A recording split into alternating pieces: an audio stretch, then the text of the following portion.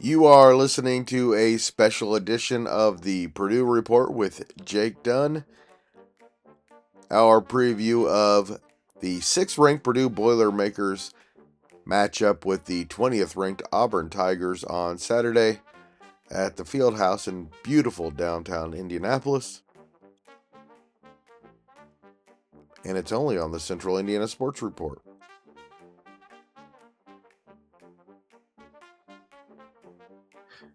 Welcome back, Boilermaker fans, to the Central Indiana Sports Report for a special edition of the Purdue Report. Jake Dunn's preview of Purdue's game Saturday against the Auburn Tigers at the Fieldhouse in downtown Indianapolis. Jake, you're going to be there, right? Yes, sir. I'll be there. And I don't know if you know this or not, but my uncle is the all-time leading scorer in the history of the Auburn Tigers basketball program. Yeah, that's great. Yeah, so I have a little connection here. Always been an Auburn fan. Purdue fan first, but always been an Auburn fan as well. All right, well, let's talk about this Auburn team this year, and it's a good one. Had a little curveball thrown at it before the season, where longtime head coach Bruce Pearl, who led Auburn to its first Final Four ever, announced his retirement pretty close to the beginning of the season. The job was then taken over by his son, Steven, who has done a pretty good job. Although they've struggled at times this season, they're clearly a top 20 team. In fact, I was looking at ESPN.com earlier today. They did their top 20 power poll, and Purdue was 7th, Auburn 20th. So, Jake, we're expecting a pretty good game on Saturday. Definitely should be a good game, and Auburn's got some players that we'll get into here in a little bit that can definitely give Purdue some trouble here. Indy Classic at Gainbridge Fieldhouse.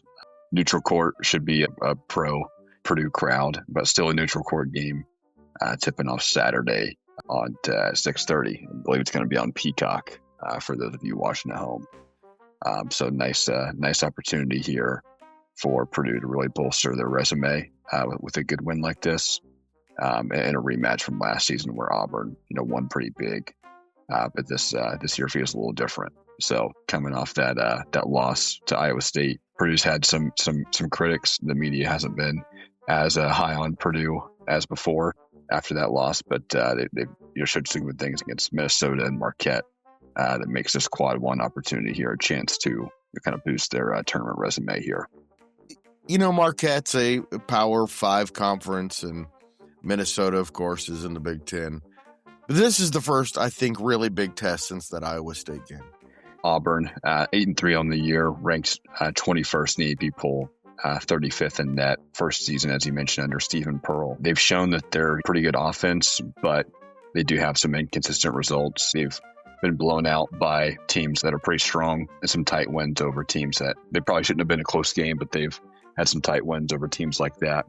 Their defense has been really inconsistent, and they've shown a lot of vulnerabilities there that I think Purdue can exploit.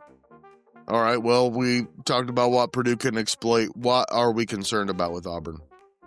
They have pretty good offense, so kind of getting into the players here. Tahad Pettiford, he's their primary scorer. He's a quick, shifty guard who's going to be difficult to contain one-on-one. I would imagine that DJ Cox and Jakari Harris are going to split time on him.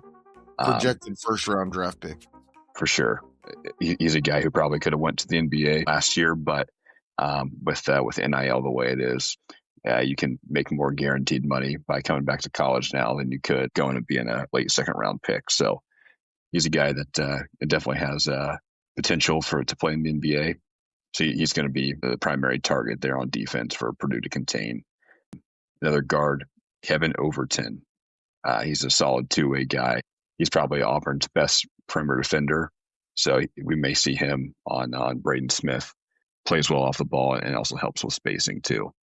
And kind of the last guys I'll mention here, Sebastian Williams-Adams actually is a forward that Purdue is actually recruiting pretty hard at a high school and ultimately chose Auburn over Purdue, but he's a pretty versatile forward, makes good cuts, good rebounder, and is comfortable, switching and guarding multiple positions. Their leading scorer this year is senior Keyshawn Hall from Cleveland, who has played 4 different schools in 4 different seasons. This is 4th one. Started at UNLV, then went to George Mason, then Central Florida, and now is at Auburn. He's averaging 20 points a game early in the season, and came out of the gate with 28 in the first game, 25 in the second game, and has led them in scoring 4 times. Pettiford, of course, is the more known commodity and the future star, and Overton is capable of filling it up too. He's probably the X factor here. To your point, averaging nearly 21 points a game and 8+ rebounds. So he's having some All-American type production so far this year. He's a good scorer in isolation. He's also a good shooter here in the spot up. Can spot up from 3, can score in transition, rebounds well, and can finish in the pick and roll. So he's a guy that Purdue is really going to need to neutralize through defense, particularly being strong and help and switches, and hopefully a guy that Purdue can get into foul trouble here early. I think there are going to be a lot of points scored in this game. Here's Auburn's point total so far: 95-90 against Bethune-Cookman. They scored 95 against Merrimack, 93 against Wofford, 112 against Jackson State, 84 against Oregon. They gave up 102 against Michigan, 85 against St. John's, 83 against North Carolina State. They gave up 97 against Arizona. Then they scored 92 against Chattanooga. One or the other team has scored 80 points in all but one game, a 73-72 loss to Houston. And as we know, Houston's got a really good defense. Auburn currently, at the time of this recording, is ranked 13th in KenPom in offensive efficiency. So that really good offense. Purdue, for the record, is ranked number 1. So 2 top 13 offenses in the country here. Defense, on the other hand, Purdue's 25, so a respectable number. But Auburn is ranked 75th in defensive efficiency according to KenPom. So yeah, I think there's going to be a lot of points scored here. But hopefully Purdue can kind of force Auburn here to have a Texas Tech type game where Purdue just dominates it in really all areas and makes Auburn not look very good. The difference in the offense is they're kind of both very productive, but different types of offense. Purdue depends on a lot of ball movement and inside out. Auburn's going to have a lot of isolation with their athletes and shoot a lot of 3-pointers, and they've been really good at that so far this year. Yeah, and we've seen Purdue get kind of hurt by that, particularly against Iowa State. So an area that Purdue is really going to have to strengthen up, tighten up here in this game. But I'm confident that Coach Terry Johnson and Coach Paul Lusk can come up with a good defensive game plan here for the Auburn Tigers. Jake, ESPN Analytics gives Purdue a 65.5% chance to win this game on a neutral court. I'm surprised it's that high. I think this is the type of team that with a lot of athletes that could give Purdue some trouble. But something tells me this is going to be a game that has people saying, oh, Purdue is one of the best teams in the country after all. Yeah, I hope so. To your point, going to be a lot of points scored here. It's going to be obviously key for Purdue to stop Keyshawn Hall and Tahad Pettiford. Kind of funnel them to the baseline and to help force contested shots rather than kind of playing in isolation like we talked about, and enforcing some switches, particularly on Hall. And I'm sure we'll see Purdue double the post too. And as always, we talked about every single game rebounding is going to be a good point of focus here for Purdue. Can't Auburn's good enough to that they can make you pay for those extra possessions you give them. So limiting the offensive rebounds for Auburn, which is something that we've talked about. Purdue has kind of struggled a little bit at times with. That'll be a big key here. I think offensively, just establishing that inside dominance, just be physical, being mentally strong. If calls aren't going your way, not freaking out and staying locked in the game and not letting the outside factors make a difference like they did in the Memphis game. They looked a little discombobulated mentally in that game, at least in the first half. So I think it'll be a good game. All right, Jake, 6:30 on Peacock Saturday. The last really big test before the Big Ten season really gets underway. Your prediction? Yeah, last chance here to tune in before winter break. You mentioned Peacock, 6:30 p.m. I like Purdue in this one. I'm going to say 80-70. It's going to be my score prediction. Well, that's crazy, Jake, because my prediction was 89-79. We both have Purdue by 10. I was going to say that I think they'll control it from start to finish, but I don't think it's going to be much more than double figures if it's not 5-7. I think it's going to be – it could be a big test. If Purdue wins by more than 10, the results haven't shown it yet, but this is truly one of the most talented teams in the country in Auburn.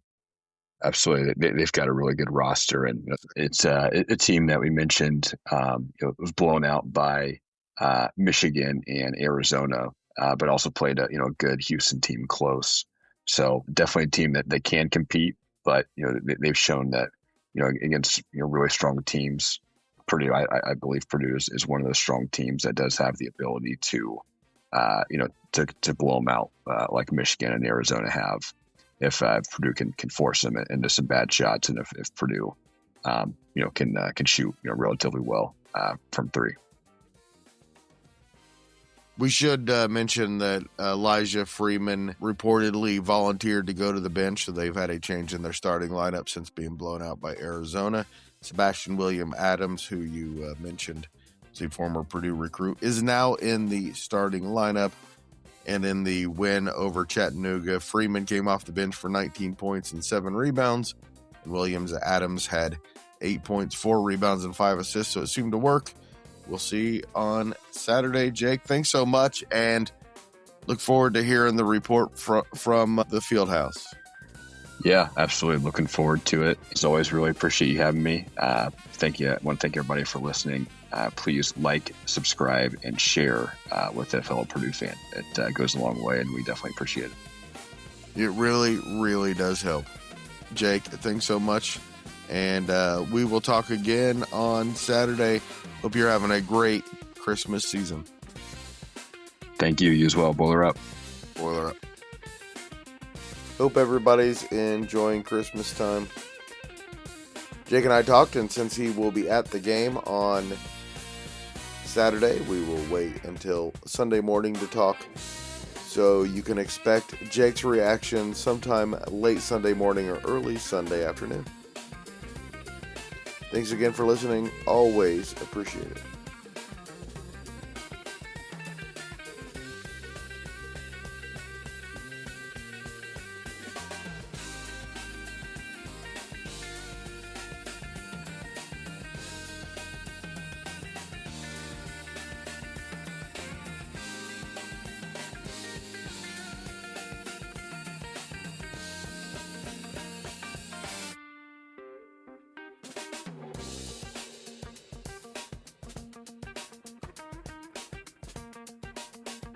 Central Indiana Sports Report is a product by DG Media. And I love Susie.